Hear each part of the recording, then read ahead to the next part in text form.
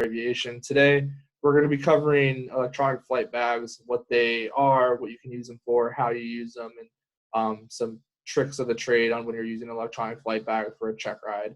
I don't really have a presentation for it today. I figured I would just kind of go through the different products on a screen share and then talk through what a EFB is. And we're going to use Forflight as the example today because that's the best web application they have out of the two electronic flight bags. So as always, this is not going to be considered instruction. It's just to start a discussion. If you have any questions, we encourage you to contact us at Palomar Aviation. We would be more than happy to help you out. We do instruction in person, Zoom, FaceTime, any way you want to try it. And then on top of that, today, we're not selling any of these products. We have our personal preference at Palomar Aviation. It is Forflight. But both of the products, Garmin Pilot that we're going to be talking about and Forflight, both work with the Cirrus aircraft Generation 6 on the panel between the connectivity between the EFB and the aircraft. But we do like Forflight a lot more at Palomar Aviation. So a little bit about what an EFB is. According to the FAA in their advisory circular, which was AC 12076 Delta, an EFB is a electronic device that incorporates all your charts, your information, your approach plates, everything into an electronic source that you could use for navigational purposes. So when we're flying, if we have our VFR sectionals out that are paper, we can now, after some advisory circulars and the FAA put out, could use the same information but in a digital format. So as EFBs became more popular, we started seeing different products pop up. There was Garmin Pilot, Forflight, and they've been the two that have really taken off. Pun was not intended on that one. And cornered the market on EFBs. So Forflight has become the most popular one in the industry right now. Everyone knows who Forflight is. They just got bought by Boeing. They partner with Jeppesen. And it's because, in my flight instructor opinion, they have a superior product over Garmin Pilot. We do work with Garmin Pilot in the Cirrus sometimes. We have the Garmin panel. So those two applications work well together, but there's no difference if you go to Forflight. So when you let me pull up Forflight web real quick. So when you're using an electronic flight bag, the first thing you want to understand is how to use it. So there's a lot of functions that these programs have. So you can see Forflight right here. It takes a little bit of time to load, but you have all of your information right here on your home screen that you can check the weather. You can see different areas of the country, TFRs, all that type of information. So this is just a base aviation map. And you can go up here and on your iPhone as well, there's the similar layers. You can put a street map on, you can put an aerial map, and you can have your aeronautical one overlaid it. And then you can go into the sectionals, your US VFR sectional and your high and your low charts.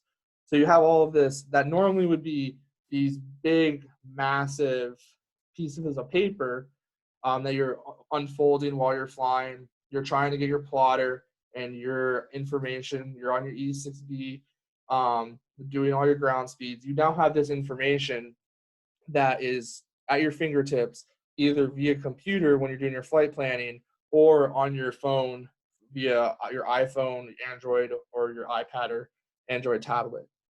So Forflight is a really good tool, but you need to know how to use it. Garmin Pilot, I don't actually have a subscription to it right now, but you can go to Garmin Pilot at buygarmin.com and look at the different screenshots that they have.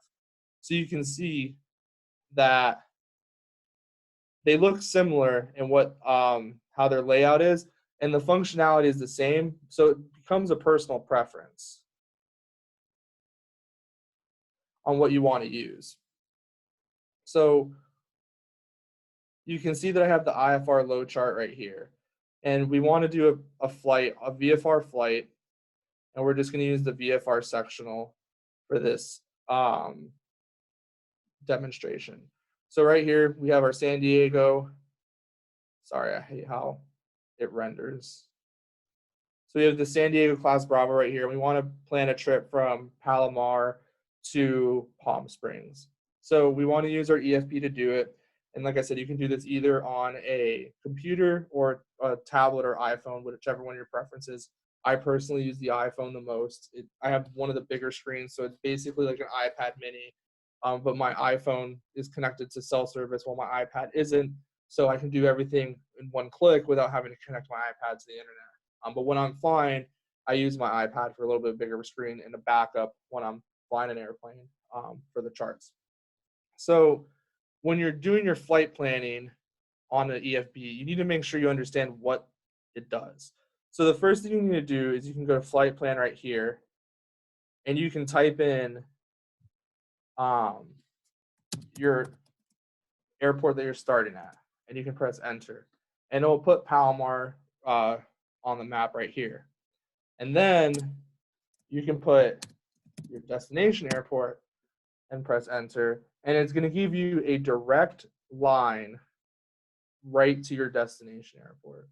But if you do any flying in Southern California and you can understand how to read a VFR sectional, you're going to see that in the middle right here, there's a bunch of mountains. And if you're flying an airplane that can't make it to 12,000 feet in 12 minutes, you would potentially run into a problem of not being able to clear these mountains. So you need to figure out an alternative route to get there. So we would all remember when we were learning to fly and we have our sectional out, we would go and we would look for a waypoint, such as a lake or something like that. And then on the mobile version of this, you can easily just click on the lake that you want to pick right here. So you can pick Lake Henshaw, and you can put a user waypoint. But on your computer, you can drag your line and put it right over there, and you can see the location right here of the GPS coordinates. You can go to more, you can add that to your route, and it would put your GPS coordinates right there. On your phone, I'm not 100% sure you can do it on a computer, but on your phone, and definitely on your iPad, you can rename that VFR waypoint at the lake, whatever you want to name it. So you can put point 1, point 2, point 3, or Lake Henshaw, however you want to name it for your VFR flight planning purposes. You can do it that way. And then you can see that as you flight plan, it starts giving you information on distance, fuel, et cetera, et cetera. But that's based off of the airplane that you're flying. So this one that I have currently pulled up is a 22 turbo, and the profile for the performance is going to be for flight level 240. We're not doing that. So we're going to go to, obviously, as you fly a lot, you start getting a lot of aircraft. And we need to talk about, this is actually a good point, we need to talk about how to set up your aircraft profiles. So we're going to go to 974 Pop Alpha, the aircraft that's over my shoulder. And the performance profile, there's definitely one for this airplane. Huh. Let me pick a plane that I know I have a performance profile for. So this is the performance profile. It's an unnamed performance profile. You do your performance calculations through the POH, and you can see that this one would actually burn 9 gallons of fuel. It would be about the same amount of time, and it would give you your tailwind and all the other information that you need. And you can adjust what day you're leaving, what time you're leaving at, and it would adjust based off of the forecast for that day. So you're leaving on the 14th at 3 a.m. You can click here, and now it upgrades or updates. So now you're going 10 gallons of fuel with a 4-knot tailwind, and it would give you your updated times there. So in order for you to get this information for flight planning purposes, you need to have a performance profile for your airplane set up. And that's an important piece of this, and we're going to touch on that next. If you're doing a flight plan to Palm Springs and you want to file IFR, which if you fly in Southern California, you're saying the route in your head right now, you can go to Route Advisor, and you're going to see the ATC cleared routes and the airway routes. And you notice how these are different, right? So Julian Victor 28 Thermal Palm Springs, you're going to get that every single time leaving Palomar going to Palm Springs. They're going to turn you left 150, radar vectors to Julian. You're going to get to 6,000 feet. They're going to send you direct to Julian, and you're going to go along this route until you get to thermal. You get the airport in sight. You shoot the visual. So this is what the ATC route has cleared. The airway is not the same as the preferred airway in the chart supplement. So if you're an IFR rated pilot and you go and you look at the preferred routes in that green book everyone loves to go through, it is not going to be the same as what the airway on Forflight Route Advisor is. What the Route Advisor has done is it's taking your airplane performance, what it knows about what your airplane can do, it has a supercomputer, and then it gives you what it thinks would be the most efficient route to get there. Sometimes it's the route that ATC clears you. Sometimes it's happy, which I've never even seen in my life. So you want to take that into consideration when you're doing your flight planning. So that's how filing IFR flight plan has become so quick. You call flight service for your weather briefing, but you can just do it right through your computer now. And we'll go back to that in a second, but I want to talk to you about the performance profiles.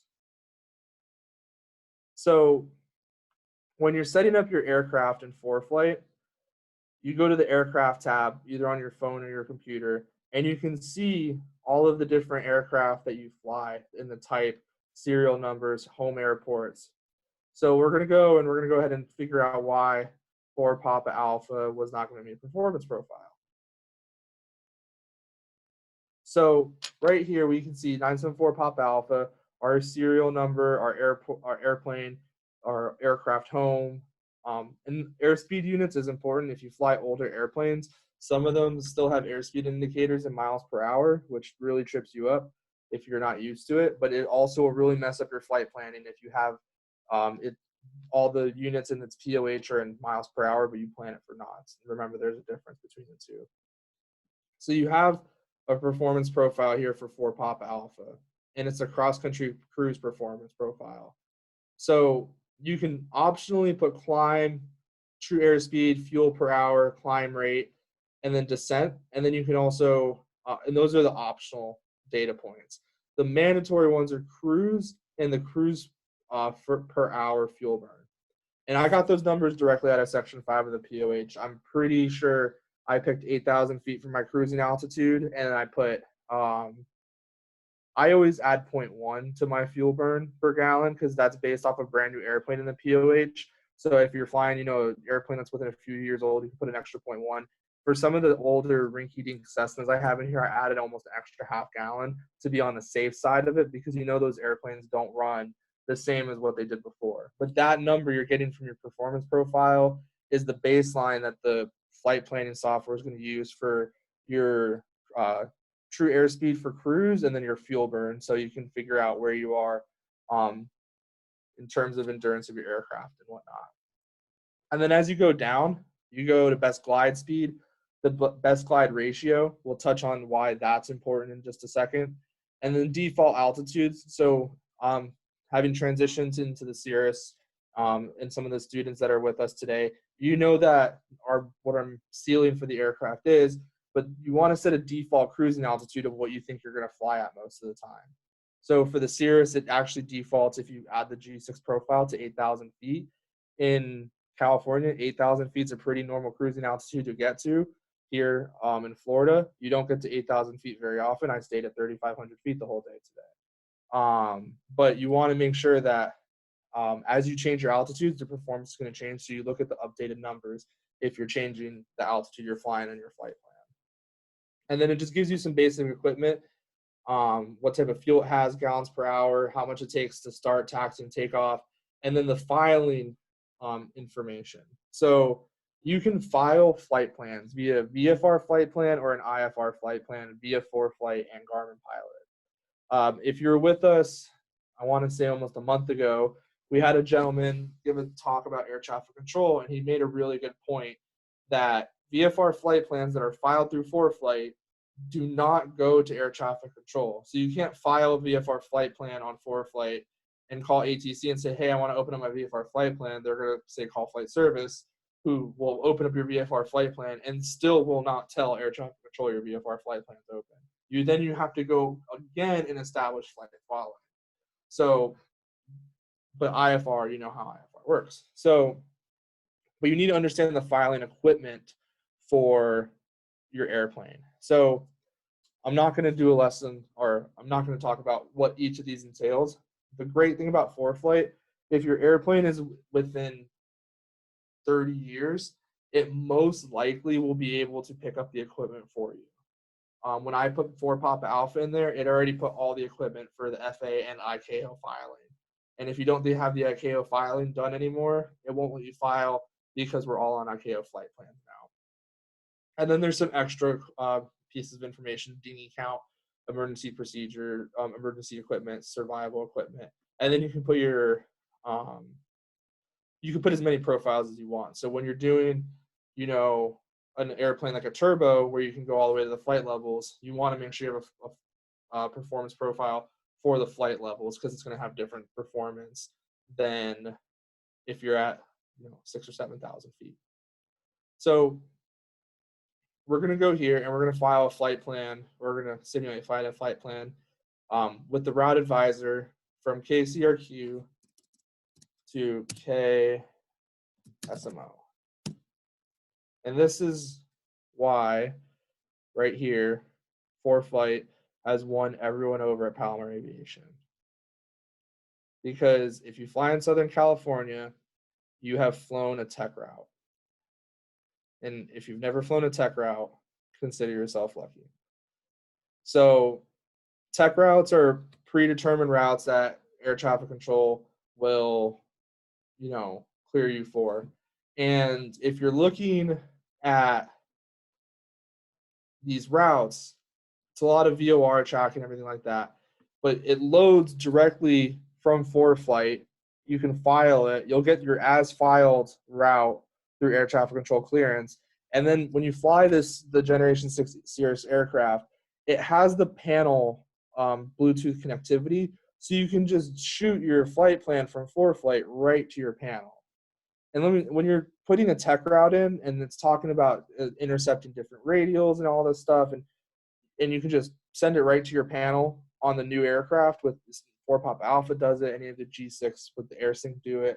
It saves you a bunch of time when you're starting up your airplane and you have to put your whole flight plan in. I don't know if anyone's ever used a 430, but I can tell you, if I had to hand twist a whole tech route into a Garmin 430, I would have both arms like in casts from carpal tunnel syndrome from one flight. It's a lot of information to get in there, especially the SMO is pretty close, but if you're going further north, those are pretty long routes.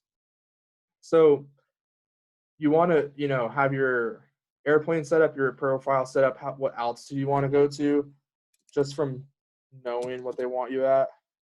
I'll put 6,000 feet. But you notice how at 6,000 feet, I have a 11 knot headwind or tailwind, or headwind, I'm sorry. But at 12,000 feet, I have a 15 knot. So it already updates you instantly on what the new conditions would be. And then you can just go send to flights.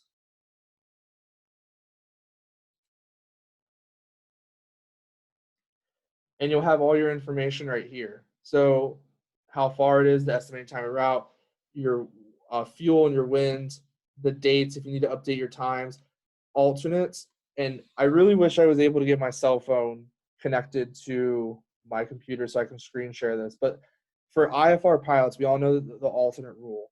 So picking an alternate has always been a gotcha question on a check ride, right? So if you're filing an alternate after you get your license and your instrument rating, Forflight has an alternate advisor, which gives you all of the airports in the region that have precision approaches, that have services available, that are away from inclement weather. It will keep you within your IFR reserve to the alternate plus 45 minutes normal cruise. And that alternate advisor is really handy, because when you're filing an alternate for, let's say, an airport like Catalina, and you think, okay, well, I can't get into Catalina, my next best bet is to go straight across to LA, the alternate advisor might say, okay, no, your actual best bet might be to go back to Palomar. That would be your best alternate because the weather's better over there. So it takes into all these real world situations into account, but also it talks about and thinks about, what type of approaches they have, because, if you need to file an alternate, you need to make sure there's an approach there, especially if you're flying in the bad weather. So that alternate advisor is a really, really great tool to use on Forflight. I don't think Garmin Pilot has one. And then you can do things like you can select your FBO, which one you want to go to. All that does is really lets the FBO know what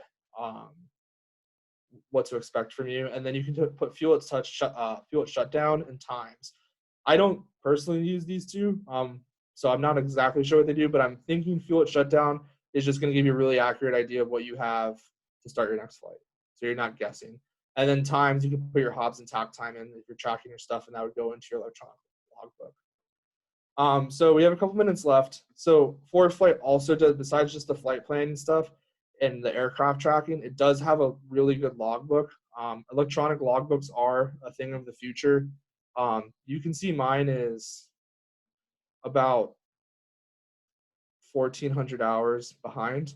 It's all in my paper logbook, but I just haven't put it all into the electronic one first. But it breaks down everything into what you've been flying, the total times, everything like that. It's really easy to stay current, or figure out if you're current or not. And then, we have some students on here like John who ask us to sign their logbooks all the time, and he just sends me an email. I press OK, and I put my signature on it, and then he's good to go. And then Forflight also does some things called track logs, where you can go in. You need to make sure that you're actually recording these on purpose.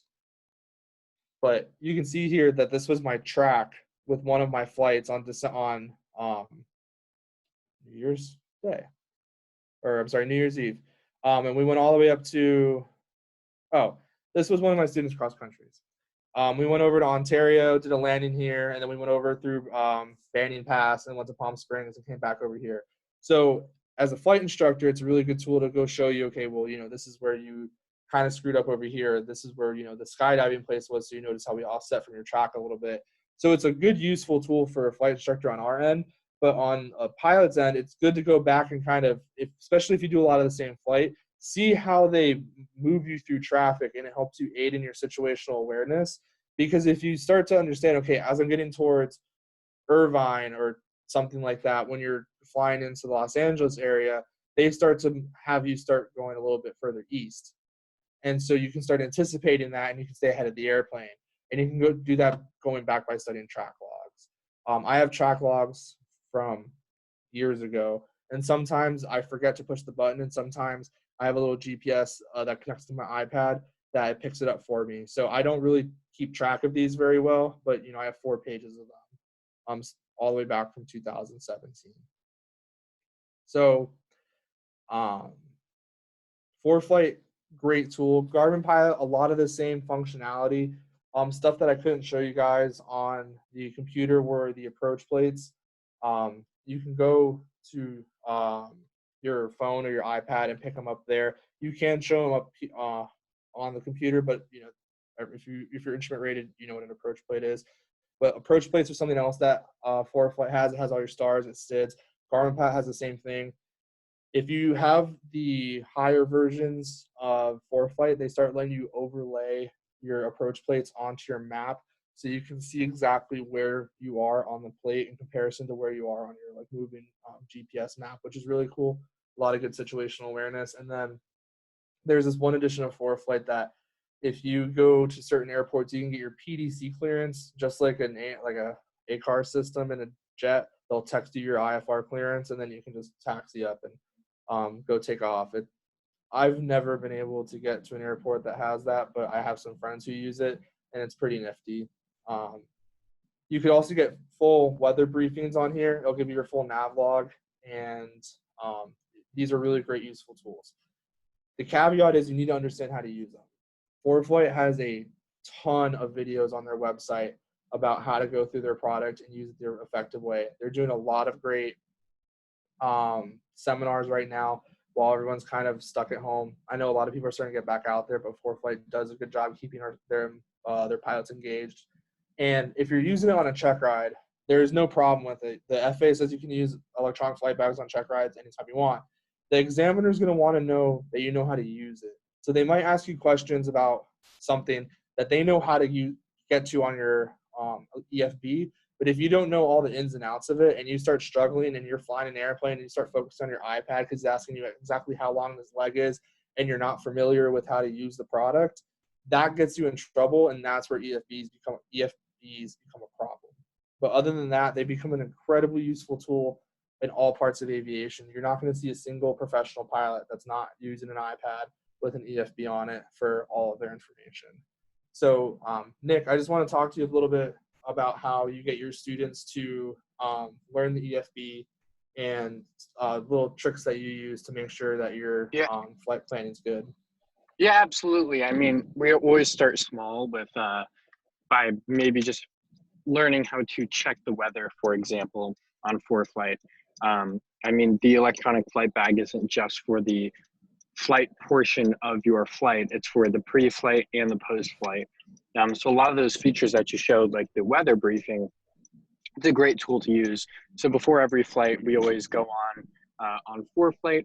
We look, okay, hey, here's what the weather is doing right now, and we'll go ahead and look at our different airports. So we have a regulatory requirement to check a variety of things such as NOTAMs, weather, stuff like that, alternates, fuel requirements, runway length, and stuff. So we'll slowly start introducing all those things. And Forflight is great because it actually is able to identify all the things you need to identify per the FARs before you go onto a flight. Right. And it's, when you're doing your flight plan, especially when you're learning to fly with the 91-103 with the NW craft, almost all of that information, if not all of that information, you can get off of Forflight. So imagine, when I was learning to fly, which wasn't a long time ago, but my instructor was very much, you're going to do it the conventional way, I guess is what he was going to say. You called the briefer and you just sit there and your phone's to your hand and you're like, can I have a standard weather briefing? And then you kick your feet up and you relax and you wait because it's going to be 15-20 minutes before he's done. And then you sit there and you think, like, what did he just say? And then you just try to pick and choose little things, VFR not recommended, or it's a good day to fly, something like that, or a TFR that caught your eye or something like that. You pick up little bits and pieces of it, but when you're flying through Forflight or Garmin Pilot and you get these weather briefings, you can go through them in a lot more detail. If you don't want to, like, you need stamina to get through a standard weather briefing with NW or the briefers on the phone. But through Forflight, you can really just stop and read it again if you need to. You can go into a little bit. You can get further into it and really understand it. And Sherry asked a great question: if they're considered official briefings through the FAA. And to answer your question, I have no idea, because it used to be DUATS and the weather briefer and the aviationweather.gov. If you look in the AIM currently, I think it doesn't list Forflight or an electronic flight bag kind of method of getting a weather briefing. So the technical answer is no. The DPEs do recognize that people do use these platforms as a primary method of obtaining weather briefings. But simple answer, per the FARs, the answer is no. You do have to use one of their recommended ways of getting a briefing, such as DUATS, 1-800-WX brief, or aviationweather.gov, calling the flight service station. One of those methods for check rides is what you're going to need to be doing. You can use Forflight as a way to supplement that information. One thing that is always a good way to say it is to enhance situational awareness, because ultimately that's what Forflight's doing, is it's enhancing your situational awareness. So you can use the tools that you want to, but you also do have to use a method of compliance per the FARs, which would be one of the ones that are listed, such as 1-800-WX brief, or DUATS, or flight service station, aviationweather.gov. Right. And, keep in mind, as time goes on, things do change with the FARs. DUATS shut down last year. And so DUATS isn't something we could use anymore, but the motto is when in doubt, just call a briefer. Especially if you're taking a check ride, you're working with a DP, always call a briefer anyway. But you can supplement your information with Forflight. It used to be on Forflight, you could use DUATS, and then it would show in the flight service system that you got an official briefing. I don't necessarily know if you use Forflight now if it supplements that, but I don't think that it's going to be long before Forflight is going to be added into that AIM, where it is an official briefing. So yeah, electronic flight bags are incredibly useful tools, and as you can tell, I'm a big fan of them. Nick's a big fan of them. Rick is a big fan of them now that we got him to the right one. And they really enhance your situational awareness. They enhance your flight planning. They give you a lot more accurate information. They make everything a lot easier. You don't spend 7 hours anymore planning a flight. You can do it in a couple minutes. A lot of the times when we're filing IFR as we're walking out to the airplane. And you can get your expected route on your phone, and then you go in and you can get all your briefing while you're doing your pre-flight if you haven't already done that before you went to the plane. But so those are really good tools that you could use as long as you know how to use them. And if you're using them for a check ride, you really need to make sure that you know how to use them, because the examiner does know, and they're going to test your knowledge on that. Because with conventional charts, they'd be testing your knowledge on if you knew how to interpret the charts, how to get the information. So it's the same thing with electronic flight bag. It just makes your life a little bit easier. So I just wanted to thank everyone for their time. We ran a little bit over, but I just wanted to thank Nick for his input and everyone for joining us today. As things start to open back up again, we might be adjusting the schedule for our Zoom meetings to either once a week or to TBD, but we do appreciate everyone's participation, especially the regulars. I hope that you guys got a lot out of this one.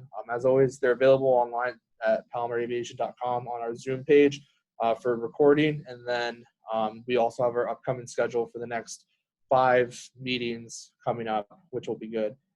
As always, we appreciate it. This was not considered formal flight instruction. Just wanted to start a discussion. If you have any questions, reach out to us at palomaraviation.com. Rick will get you set up with one of our flight instructors, and we'll help you get your aviation goals.